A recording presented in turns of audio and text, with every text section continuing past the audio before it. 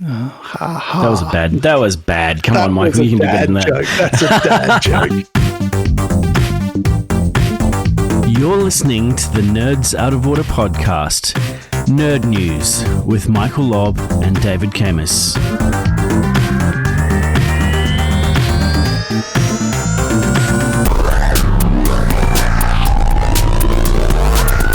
Nerds Out of Order is a podcast brought to you by us, Michael and David.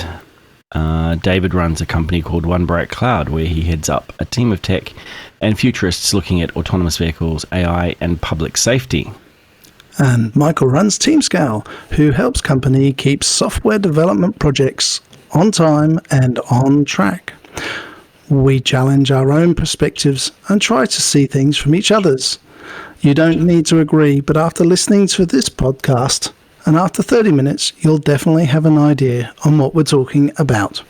Okay, so I saw an article in the IT News, itnews.com.au, that said that the IT contractors are now costing the Commonwealth over $1 billion. Ooh. And we're looking further into it, into the digital dashboard, it's actually more like $1.8 billion. So I know that you have worked in government a lot, and maybe we don't want to say where. You know, some of the unions in that represent full-time people working in IT and the government have called on the government to stop IT outsourcing. I know you have an opinion on this. We've discussed this many times, but I'd just like your opinion on the $1.8 billion that the Commonwealth is spending on IT contractors. Is that all they're spending? Should they be spending more?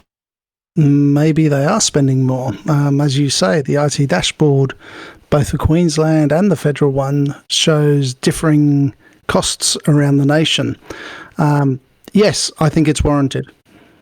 The articles do not talk about the outsourcing initiatives that the feds and Queensland are moving to try and remove IT from government. So basically putting IT in as a service. But right. We need to think about that in a bigger picture of how much it's been costing and how much governments are moving to it. Okay, so IT as a service is where they're basically saying, we're in the business of running a government. We don't want to run IT. We don't want servers. We don't want phones. We want someone to give us that service and charge us for it. Is that what you're talking about? Yeah. So we've got IT as a service. We've got software as a service. We have hosting as a service. They're all coming from varying different directions. And all of this costs money. Right. And the people, you and me, we are asking for more and more detail about where that money's going. Mm-hmm. And all of that costs money to be able to work out exactly where our rates is being spent. Right. So reporting and being able to say your rates are going to pay for, 1% of that is going to pay for our help desk service. 15% of that is going to pay for whatever. And not just rates, but taxes and everything, I guess. That's right. Taxes, and that also includes your garbage collection and your roads and everything else. So there's a lot involved in this. Okay, you and I both work for small companies. Some might call them small, some might call them super. A lot of the companies that are bidding and winning these projects are mega outsourcing companies, or they're vendors that come in and say, we can do everything from go to woe on everything that you've got. We can do your phones, your servers, your IT help desk, your projects. We can take on software development. We can put in software as a service. Everything, just give it all to us, and we're going to charge you an arm and a leg for that. Yeah. My problem is that small companies that do have expertise in particular areas, don't necessarily get a view in, because these big companies have got such massive clout when it comes to these contracts that come from the government. And what are your thoughts? That's the same as when we're talking about the consulting. We have the big four out there, and they take on so much of the consulting work right across government. But the big companies... hang on, just to interrupt you there for a moment. The big four for me are Metallica, Megadeth, Slayer, and Anthrax. Can you just tell us who the big four are for you? Yeah, I can tell you that quite easily. And it isn't Iron Maiden, but it could be. But KPMG, EY, Ernst Young, Deloitte, and PricewaterhouseCoopers. They're the big four that take on the consulting work and the management consulting work right across government. Right. What we really need to be careful of is this move to COTS, so off the shelf. Everything's got to be off the shelf, commercially available off the shelf product. We in government tend to purchase things from overseas because they are the newest and the brightest and the prettiest things out, thinking they will be perfectly aligned when we put them in. We spend many millions on these products and then we find they don't fit. That's not just a government thing. That happens in every company, every small company. Someone comes back from a trade show where they've been presenting the latest in reporting technology for your industry, and all of a sudden you've got directors of a small company coming to you as an IT provider saying, well, we're going to get this thing and we're going to get this thing, and you've got to say to them, hang on a minute, you can already do that using the software that you've got. What is this thing going to give you that I agree. You're not going to get from that other thing? I saw a tender coming out the other day for a learning management system. I won't say who it was for, but they wanted to replace a learning management system that has been in 2 years with another learning management system that they have yet to decide on what they're going to use. And the reasons for this were very vague and shady. And it's as if, well, we don't like that one anymore, and people have said that there are better ones out there, so let's just try and see if there are any better ones. And that's a over $1 million tender, and it's just crazy that you'd think, you've already got this thing installed, you've already spent $1 million putting something in. Why do you want to change that? Why not just fix the problems that are wrong with it, or work to customize the application that you've put in to make that work better? And not only have you paid to install it, you've trained people, you've trained help desk, you've trained staff, you've rolled it out. People are now used to it. If it's been in for 2 years, they've been operating. So what are the requirements? Where did the requirements go wrong? And most of the time, I find both small companies and large companies just don't have requirements written down to the detail they need to have it, especially when someone's come back from a trade show and they're retrofitting requirements. Yeah, and for me, it's not requirements, it's outcomes. What's the outcome you're trying to achieve from this particular package that you're putting in? The outcome is, I want to be able to teach my staff how to use a particular particular methodology using online training, and where we get to is, we don't have the HTML editor that's producing the correct level of HTML compliant code, and it just drives me senselessly nuts. So going back to your original question, the cost is over $1 billion a year. Is it warranted? In my opinion, you are getting specialty expertise in to do specific pieces of work, whether it be in the military, health, education, transport. All of these areas have evolving technologies and evolving capabilities that need specialty people that you don't want to bring in-house. That's a really good point. You may need a specialist for 6 months. There's no point in employing that person. When you can find someone bring them in as a contractor temporarily, they get their job done, they get out, and they move on to their next gig. And they also bring in information from their last gig and the gig before that, where they can say, this is how to do it quickly. And then they hand over to the IT support desks and the supporting teams the knowledge that needs to be handed over at the level they need it, rather than at the highly experienced level that they're implementing it at. Yeah, now this is all living in utopia, obviously, because I don't see this happening often. Yep, it's all utopia. Yep. Okay, we're talking about IT and bringing in new technologies. Victoria, they're just about to bring in AI into their emergency call centres to detect whether you're having a heart attack. So this is a piece of listening software that listens to your voice, listens to the words you're using to determine whether you're having a heart attack or not. So I call 000. Let's say I call 000. I'm on the phone and I'm unable to say some words. I'm unable to articulate what's happening, but the AI is going, I've heard this before, and at that particular point in time, this person was having a heart attack. This is probably more likely to be a heart attack than another call. So therefore, we should mark this, put a marker on this call to say that this could potentially be a heart attack. Is that what's happening? That's right. So you dial 000 or maybe 131 Health, one of those helplines, and you say a number of words and your voice is sounding a particular way, and the distress is then picked up by the AI and it highlights it as a category 1, and an ambulance is sent out, lights and sirens, rather than going through the whole mental health issue. Are you okay? How's it going? And they can get an ambulance out to someone who's possibly having a heart attack quicker than before. Right. Brilliant. I've got absolutely no problems with that. That's amazing. This is AI being introduced into 000, into the call centres, that will cost an enormous amount of money to deliver. Yeah. $1.36 million. Wow. Okay. Yep. But, hey, how much do you put on a life?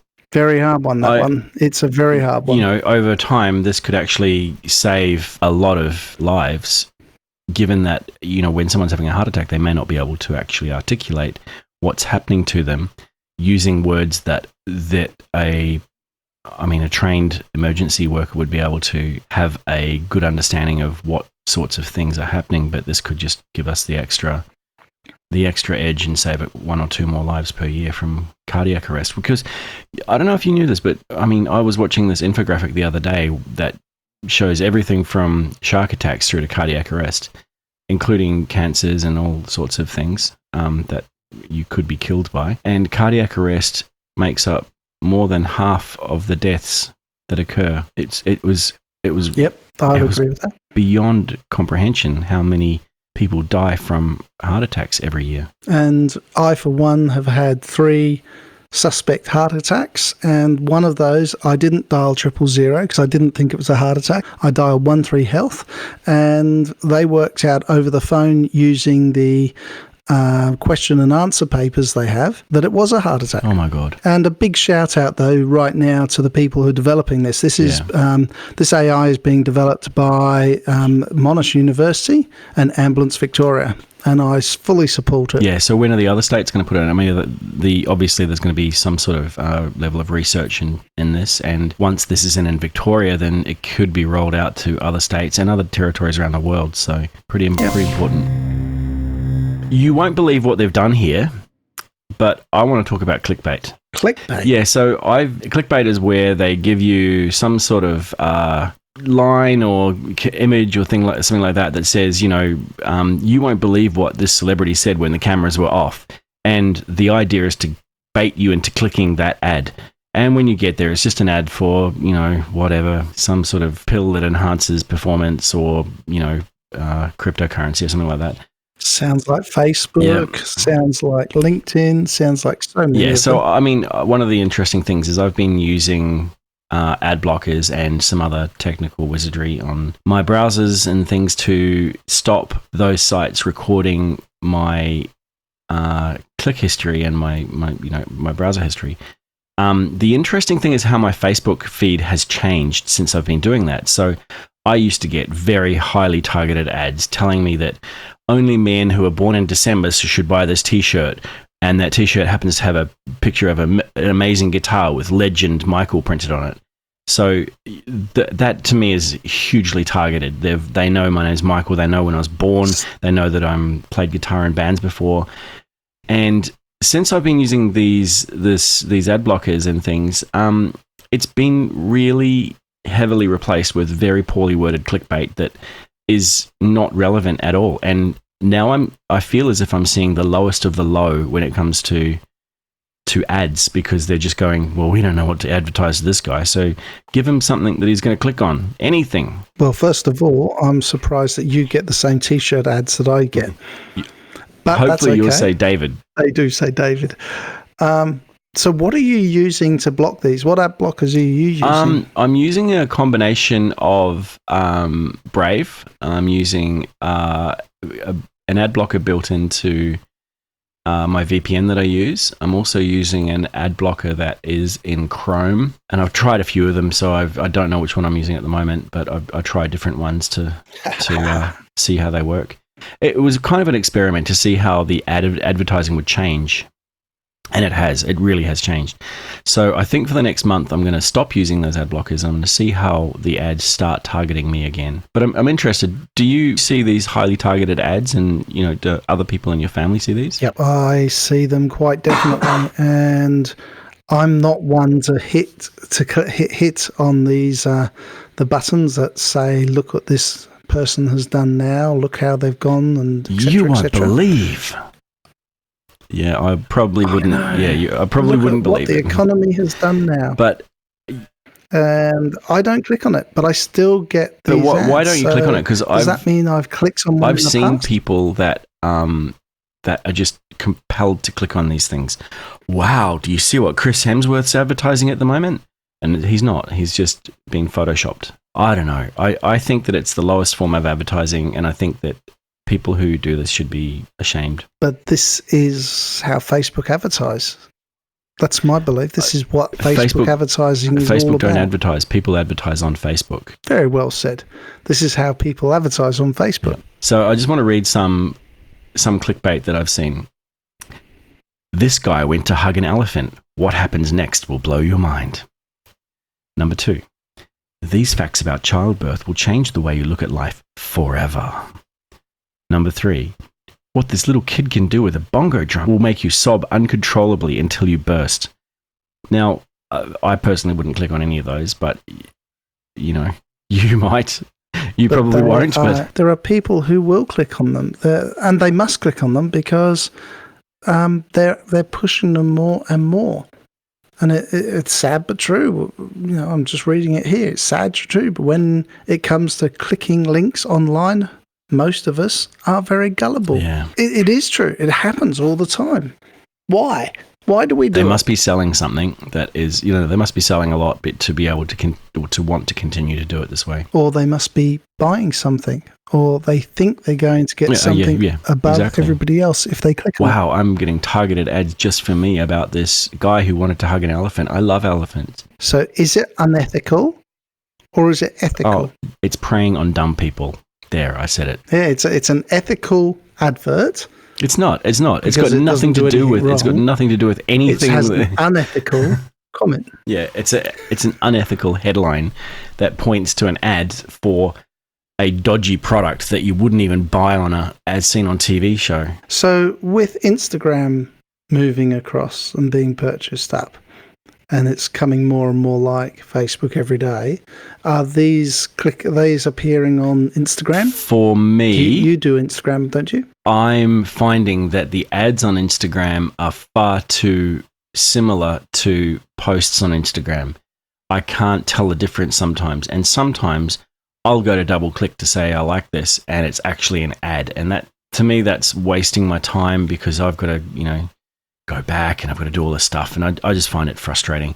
I'm okay for ads if they're meaningful and if they are suited to me, but I don't want this bullshit that comes out of trying to sell crap that they get from, I don't even know where they get it from. But yeah, to me, advertising like this is insidious, and they're selling junk, and they're not selling it to me. And perhaps if I switched back to using Facebook like a normal person, I'd get these ads that were actually targeted towards me, and I'd be a lot happier. Oh, would you? All right, so I want to talk about something that happened to me this week. This is something that happens to small companies and large companies, and probably in government as well. Companies and people in charge of certain areas of companies think that software development and IT is simple when it's not. They underestimate the complexity of something. Now, I had a friend, I won't call him out on this, but he asked a designer for a new theme for his website. And the designer, went away and took down his website and reapplied another theme. And during the process, removed all of his, in fact, his entire website. It's not back up yet, and it's been a week. Ouch. So I find that a mistake that people make in business is they often underestimate the impact or the complexity of a task that they think is very simple, and they ask people within their company to do that thing. The people within that company who are doing that thing don't feel as if they have the authority to stick their hand up and go, are you sure you want that? Because that's not what I understood. So what I've done is put together a checklist of things that business people should ask before they start someone doing some IT project, whether that's installing new phones, changing their website, putting some new software in, or whatever. And I'm interested in your feedback on this, David.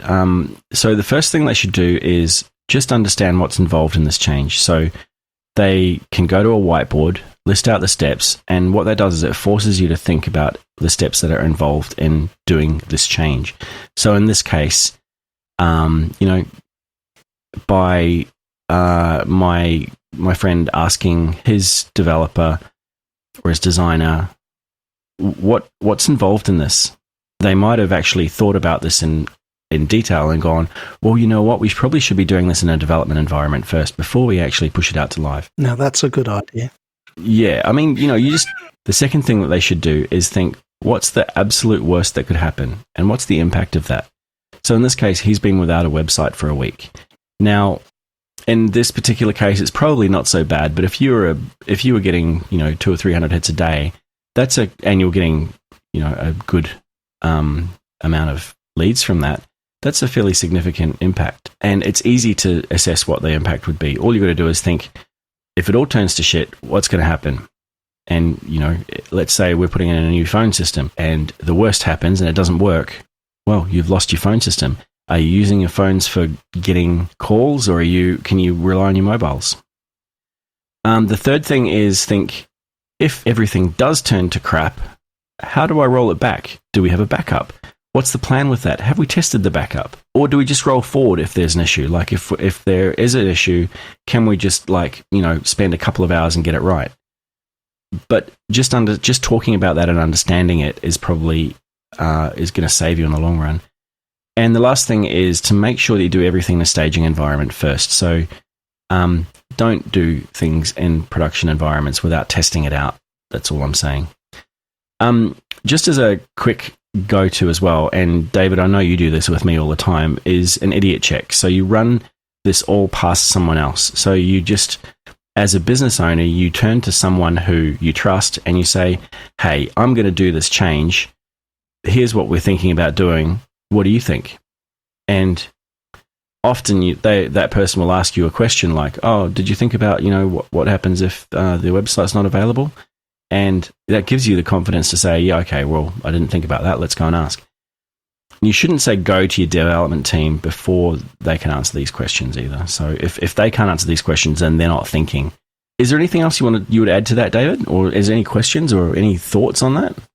Well, I've got a lot of thoughts on that. What you've just highlighted there in a small aspect is basically what came out of the response to the Queensland Health payroll disaster of 2010. And I will say it was a disaster because the Queensland Health went live with payroll. It's very well documented, and the whole government did a review, and it came out with very similar dot points to you work there. What's involved with the change? We weren't aware of what was going to be involved. What happens if it goes wrong? What is the impact? Well, we didn't think about that. How will you roll back? Well, we couldn't roll back. Is there a staging environment? No, we didn't have a staging environment. We went live. So in massive aspect, you have just put into 4 dot points an absolute a list that we should check off. And you know me, I do a lot of implementations. People like you go through, you develop the software, you design the sites, and then I go through and I implement behind the scenes.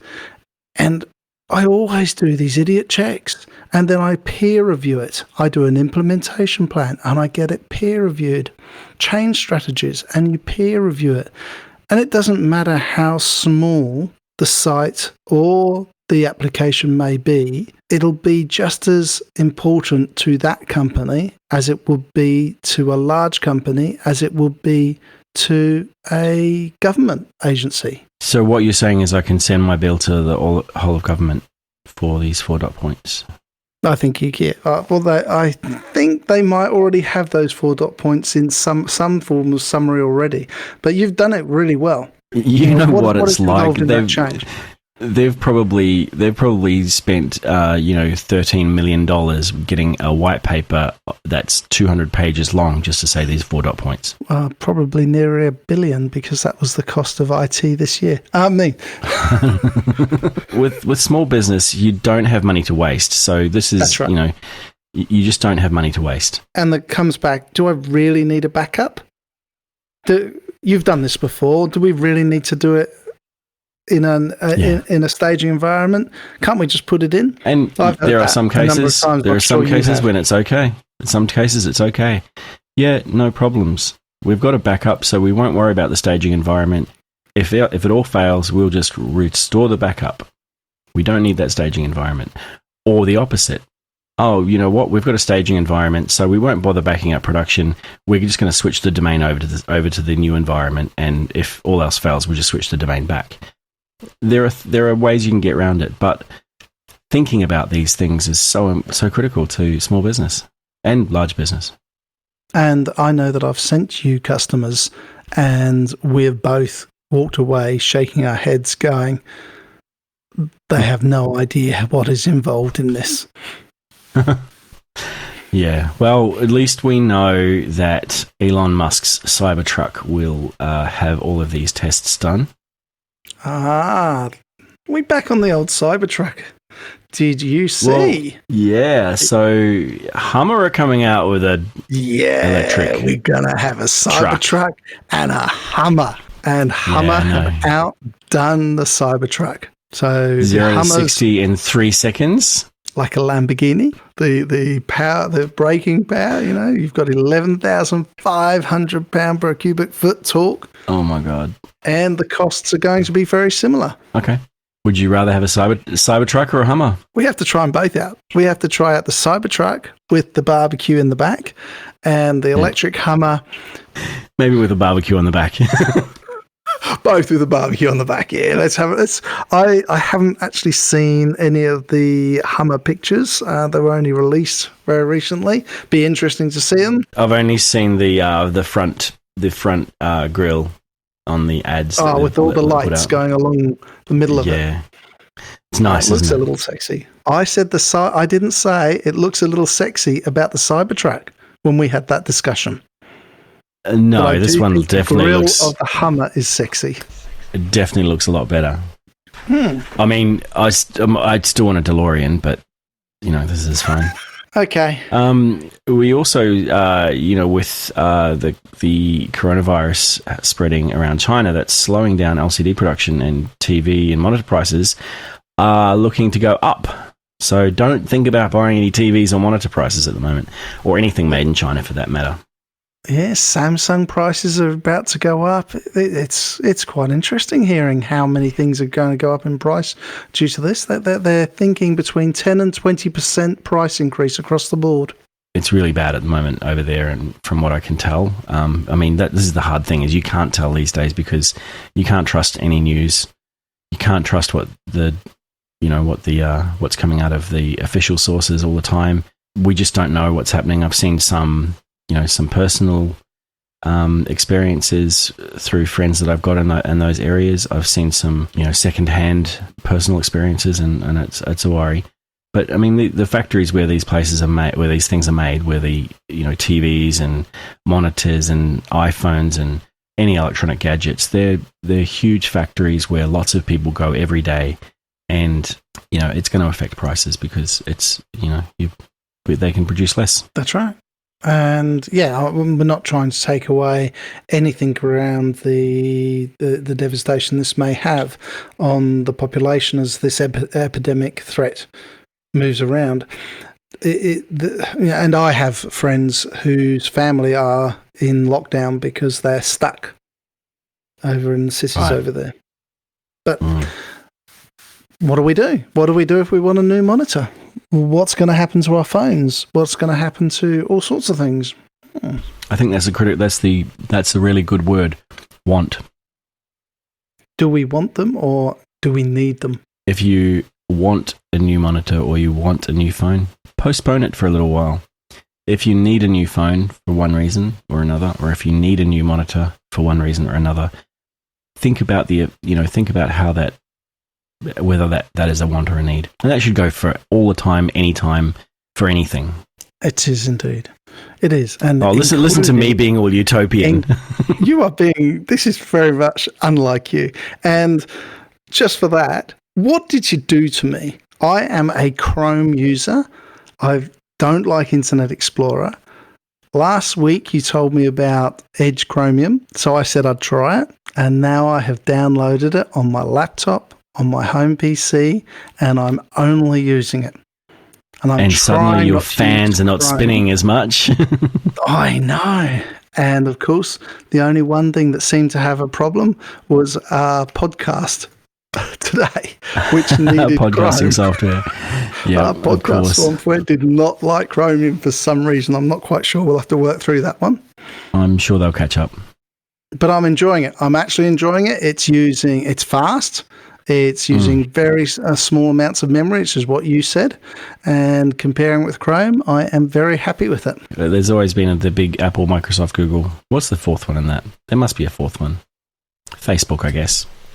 You've got to have the big four: Microsoft, Google, Facebook, and I guess Amazon Web Services as well. So anyway. We could go on and on here. I'm going to stick to Metallica, Megadeth, Slayer, and Anthrax. And with that, I thank you very much for listening. Please subscribe. Please rate us, and I can't remember what else to say. And we'll see you next time. Please leave some feedback for us if you see us on one of your podcasting tools, and we'll make sure to respond. Thank you very much for listening. Goodbye. Thank you. Bye-bye, Michael. Bye, David.